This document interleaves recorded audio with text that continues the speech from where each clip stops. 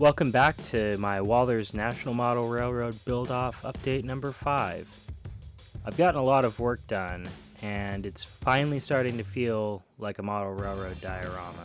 This update is mainly going to be covering painting rocks. There'll be a little bit of installing the track foam at the end, but today's focus is mainly painting rocks. Probably one of my favorite things to do on a model railroad layout. So as you can see there, I'm mixing up the paint to give myself kind of a gray-brown color that's very similar to the type of rock that you'd see in Kentucky. I'm just going off of eye for all of this. I don't have any specific mix, and I don't always mix the proper amount of paint.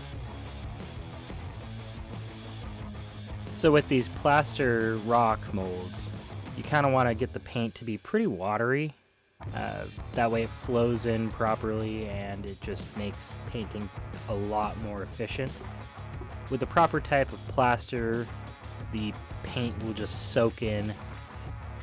For this process, you can kind of just use any brush you want. As you see here, I get frustrated and switch over to a bigger brush just to make it go quicker. It's a little bit more wasteful, but it's much less frustrating to do it this way. I guess this is kind of turning into a mini how-to. Don't worry, I'll do a more in-depth one later.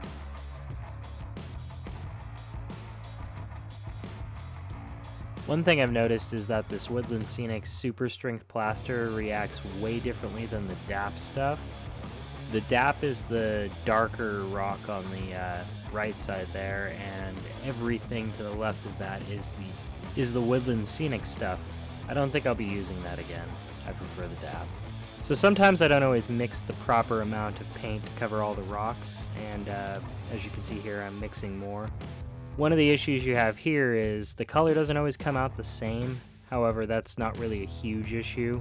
You can either roll with it and let the colors stand because rocks aren't always uniform, or you can just mix it to where it's kind of close and good enough, kind of like what I do. The subsequent coats and some of the dry brushing will end up evening a lot of that out in the end.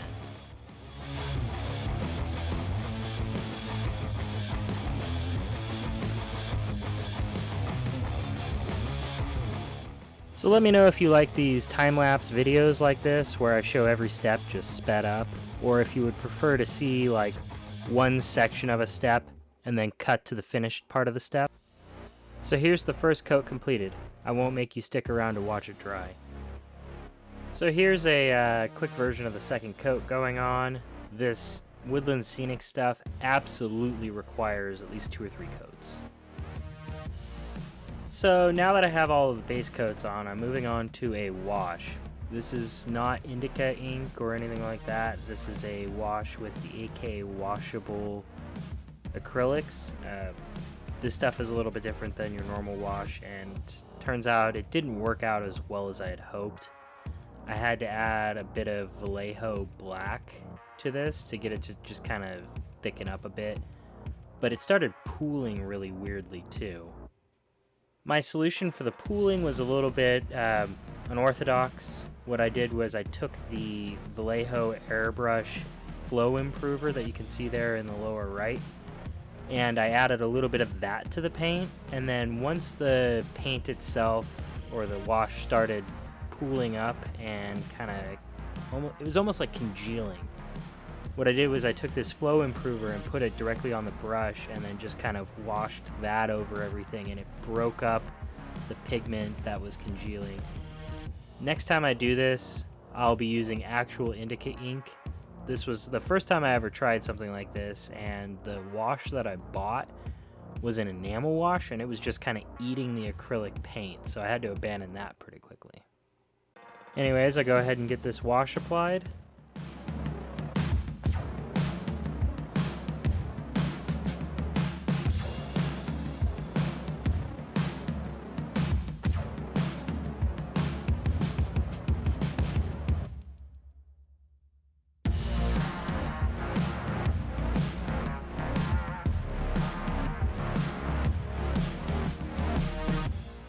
So now we're on to my favorite part of rock painting, the dry brushing, or actually in this case, it's more of a drier brushing.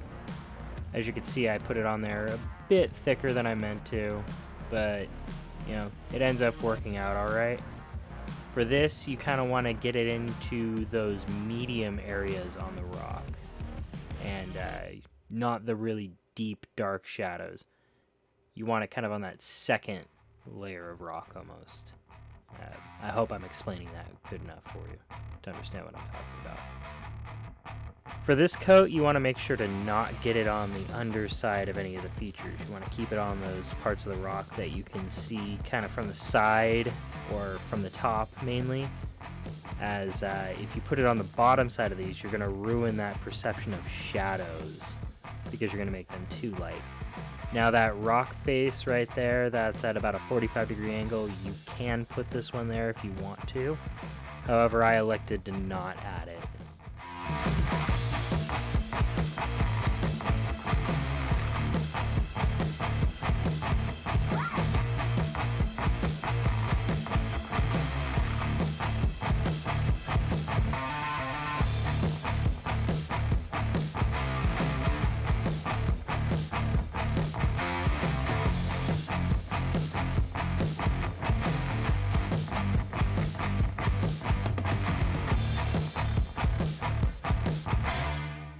So this is like the first of the true dry brushing coats. I tend to press a little harder on this coat. The final coat is the one where you just go over just the highlights itself. But as you can see, the rock is starting to become a lot more three-dimensional looking. It just looks a lot more lifelike. As you can see, the paint looks a little wet still. That's because I tend to do these coats really quickly after the previous ones.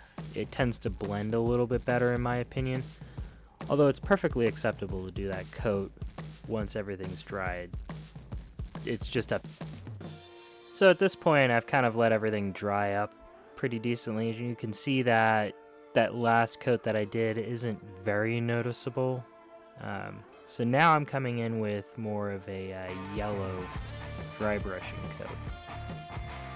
This is much closer to what the final coat of dry brushing is going to look like. It's just kind of adding that yellow tint into there. So this is the last highlighting coat, or the last dry brush. One thing that I noticed that I did off camera was I hit the very top edge of the rocks with just a brighter yellow to kind of make that like the ultimate focal point or highlight of this all.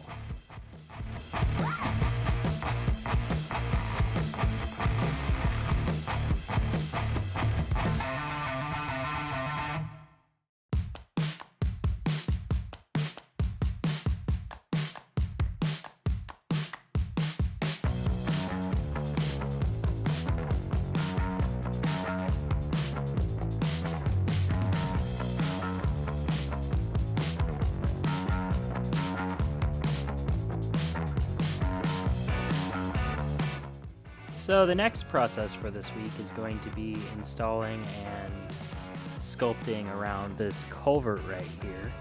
So you can see all these gaps around here. There's a couple ways that you can handle that. You can either handle that with some type of glue or like a silicone filler. The other thing you can do is use sculptamold. So I've got the sculptamold ready in the bowl, and this is where I'm about to really mess up. So you see that paint that I'm adding there? I've added paint to sculptamold before, but for some reason, the stuff that I use today just really messed things up. I need to learn not to do this, because I've had success like 3 or 4 times with this, but I've had just complete disasters kind of like this, probably 2 times. So it's just not worth it to me. I'm going to leave the video of me messing up royally in here anyways. Learn from my mistake. Just skip this.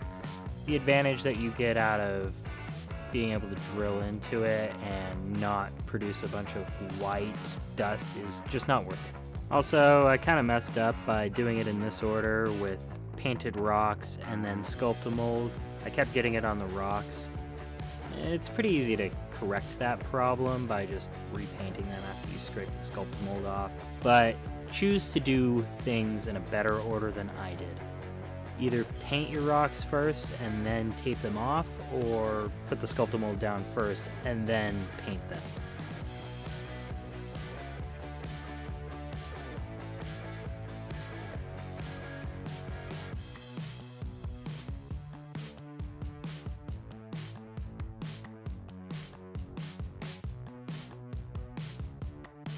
So now that I have the Sculptamold down, it's really too wet to start like smoothing out, and the paint just really made this hard. So I moved on to applying the Vallejo textured paint.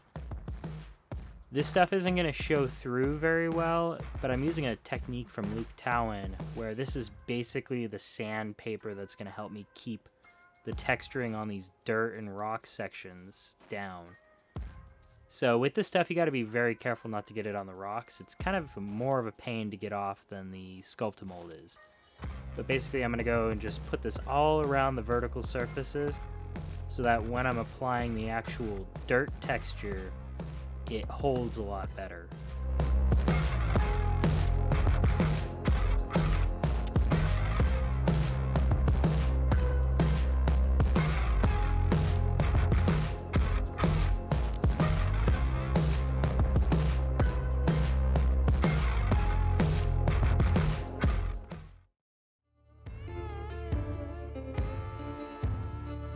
So here's where I am at the end of week 5. It's been a massive change. The layout has really started to come together, and I'm not feeling as stressed like I'm running out of time because I'm looking at pink and white and just all of that stuff that's not realistic.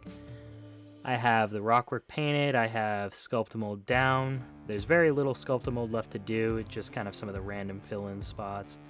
I also have the texturing that's going to help me put the actual dirt texturing down, which should hopefully be in the next week or so. My next step is going to be getting the roadbed down. Stay tuned for that. Subscribe if you want to see more. And with that note, Boulder Creek Yard out.